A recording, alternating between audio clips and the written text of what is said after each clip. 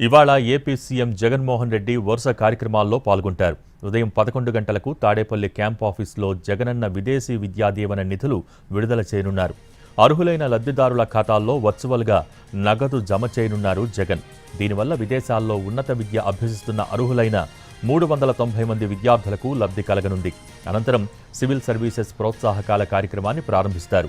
దీని ద్వారా civil service preliminary పరీక్ష పాస్ అయిన విద్యార్థులకు ₹1,00,000 ప్రోత్సాహకం, మెయిన్స్ పరీక్షలో ఉత్తీర్ణులైతే అదనంగా మరో 50,000 ప్రోత్సాహకం అందుతుంది.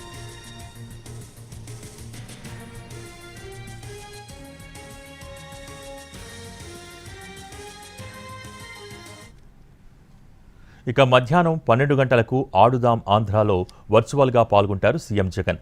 సాయంత్రం 5 గంటలకు విజయవాడ ఇందిరాగాంధీ మున్సిపల్ స్టేడియంలో రాష్ట్ర ప్రభుత్వం నిర్వహిస్తున్న సెమీ క్రిస్మస్ వేడుకలకు హాజరవుతారు.